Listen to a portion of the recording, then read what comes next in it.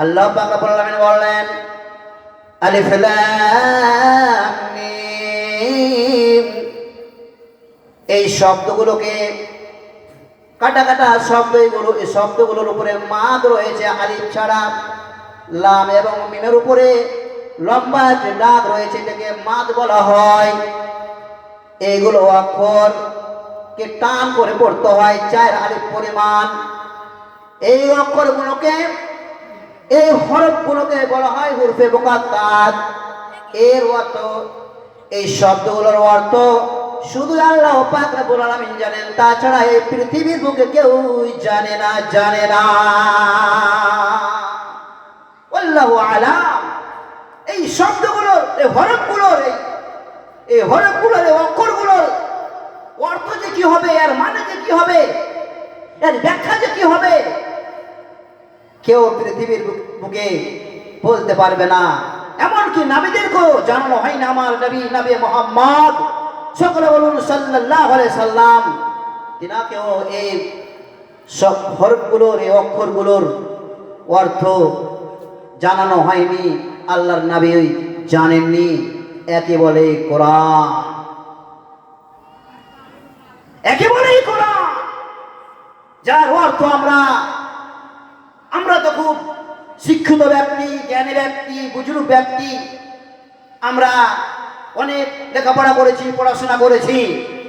বলেন তো আলিফ লাম মিম এর অর্থ কি? কেউ জানে না, কেউ বলতে পারবে না, কারণ আল্লাহ এর অর্থই আল্লাহ পাক জানেন। এর এই অক্ষরগুলোর মানে শুধু আল্লাহই জানেন, কেউ জানেন না। তবে আল্লাহ কাকে বলে? যদি আমরা কোরআন বুঝে সুঝে পড়ি, যদি আমরা কোরআনের অর্থ বুঝে পড়ি, অর্থ সহকারে পড়ি, তবে আমরা বুঝতে পারবো আল্লাহ কাকে বলে, রব কাকে বলে, স্রষ্টা কাকে বলে, মাবুদ কাকে বলে। তখনই আমরা বুঝতে পারবো। যদি আমরা ভালোভাবে অর্থ সহকারে কোরআন আবৃত্তি করবো, তেলাওয়াত করবো, বলেন সুবহানাল্লাহ। পড়বো তো আমরা, পড়বো তো, বলুন ইনশাআল্লাহ পড়বো। আমরা যারা কোরআন মাজিদ তেলাওয়াত করতে জানি, পড়তে জানি, অক্ষর চিনি, বাংলা কোরআন মাজিদ অনেক হয়েছে, উঠেছে, মাশাআল্লাহ। বুঝে বুঝে পড়বেন। আপনাকে কোরআন মাজিদ শেষ করতে হবে না। একটা সূরা তো অন্তত মানে পড়তে পারবেন, একটা সূরার তো অর্থ বুঝে পড়তে পারবেন। আলহামদুলিল্লাহ অর্থ কি? আলহামদুলিল্লাহি রাব্বিল আলামিন, এই আয়াতটার অর্থ কি? আর রহমানির রহিম, এই আয়াতের অর্থ কি? মালিক ইয়াউমিদ্দিন, এই আয়াতের অর্থ কি? ইয়াকা নাবুদু ওয়া ইয়াকা নাস্তাঈন, এই আয়াতের অর্থ কি? ইহদিনাস সিরাতাল মুস্তাকিম, এই আয়াতের অর্থ কি? সিরাতাল লাযীনা আন'আমতা আলাইহিম, এই আয়াতের অর্থ কি? গায়রিল মাগদুবি আলাইহিম ওয়ালাদ-দাল্লিন। আমিন। এই আয়াতগুলোর অর্থ আমাদেরকে জানতে হবে। অন্তত একটা সূরার অর্থ তো আমরা জানবো। আপনাকে একবারে হাফেজের মতো কোরআনকে শেষ করতে হবে না, অর্থ বুঝে পড়তে হবে। আপনি যদি সূরা ফাতিহাটাকে ব্যাখ্যা সহকারে পড়তে পারেন, তবে আপনি বুঝতে পারবেন কোরআন কিসের জন্য অবতীর্ণ করা হয়েছে। তবে আমরা জানতে পারবো আল্লাহ কাকে বলে, আল্লাহ কি। তবে আমরা জানতে পারবো আমাদের স্রষ্টাকে, তবে আমরা জানতে পারবো আমাদের মাবুদকে, কিসের জন্য আমাদেরকে আল্লাহ সৃষ্টি করেছেন, কিভাবে আমাদেরকে চাইতে হবে, কার কাছে চাইতে হবে, কার কাছে ক্ষমা চাইতে হবে, কি চাইতে হবে, কোন পথ অবলম্বন করতে হবে, কোন পথ আমাদের চলতে হবে, কোন পথ আমাদেরকে সংগ্রহ করতে হবে। যদি আমরা পৃথিবীর বুকে এই কোরআন যদি তেলাওয়াত করি, সূরা ফাতিহাটাকে যদি অর্থ সহকারে জানতে পারি, বুঝতে পারি, আমরা যদি অন্বেষণ করি, সার্চ করি, গবেষণা করি, তবে আমরা বুঝতে পারবো কোরআন কাকে বলে, আল্লাহ কাকে বলে। ইসলাম ধর্মের ওলামার এই কোরআন আল্লাহ পাক রব্বুল আলামিন বান্দাদের হেদায়েতের জন্য দিয়েছেন।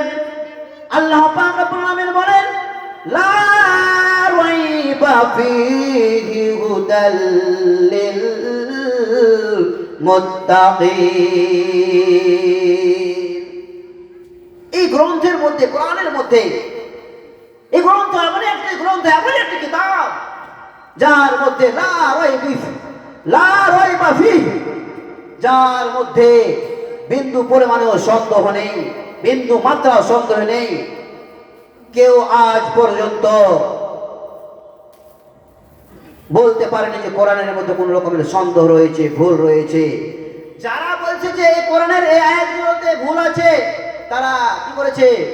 ব্যাড়ামো করেছে। একটা বড় মানুষ দেখিয়েছে, তারা বলেছে আমরা খুব শিক্ষিত ব্যক্তি, আমরা খুব পণ্ডিত ব্যক্তি, আমরা খুব মহান ব্যক্তি। তারা মহান হতে চেয়েছে, তারা পণ্ডিত হতে চেয়েছে, তারা জ্ঞানের সাগর হতে চেয়েছে। তারা মনে করছে আমরা জ্ঞানের সাগর, আমাদের অনেক জ্ঞান রয়েছে। কোরআন মাজিদের মধ্যে কি রয়েছে? ভুল রয়েছে। এই আয়াতগুলোর মধ্যে কিছুটা আয়াত রয়েছে, ভুল রয়েছে। যারা এই ধরনের কথা বলেছে, তারা ভুল ধরেছে কোরআন মাজিদের, তারাই আবার কি করেছে?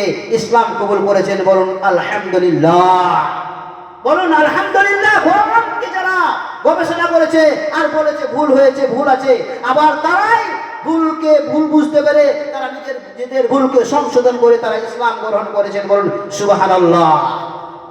ইসলাম দর্দিগণ আমার, একই বলা হয় কোরআন, একই বলে কোরআন। যদি আমরা ভালোভাবে বুঝে সুঝে যদি কোরআন পড়ি, তবেই আমরা পাবো হেদায়েত, তবে আমরা পাবো ইহদিনাস সিরাতাল পথ। ইসলাম দর্দিগণ আমার, লা রাইবা ফীহি হুদাল লিল মুত্তাকিন। এই গ্রন্থের মধ্যে কোনো রকমের ভুল নেই, কোনো রকমের সন্দেহ নেই। আল্লাহ পাক রব্বুল আলামিন মুত্তাকিদেরকে হেদায়েত দেবেন। আল্লাহ পাক রব্বুল আলামিন মুত্তাকিদের জন্য হেদায়েত রেখেছে। হুদাল লিল মুত্তাকিন, মুত্তাকি ব্যক্তিরা হেদায়েত পাবে। যারা মুত্তাকি ব্যক্তি রয়েছে, যারা আল্লাহকে মানেন, আল্লাহর হুকুমকে মানেন, আল্লাহর দ্বীনকে মানেন, ইসলামের মধ্যে পরিপূর্ণভাবে দীক্ষিত হয়ে আছে, আল্লাহর দ্বীনকে বঙ্কন রূপে মেনে আছে, সেই ব্যক্তিরা হচ্ছে মুত্তাকি ব্যক্তি। আল্লাহর দ্বীনকে সম্পূর্ণভাবে মেনে চলে, এনারাই হচ্ছেন মুত্তাকি ব্যক্তি। আর এই মুত্তাকি ব্যক্তিরাই কি পাবে? হেদায়েত পাবে। তাই তিনাদের জন্য এই গ্রন্থখানাকে অবতীর্ণ করা হয়েছে। বলুন সুবহানাল্লাহ।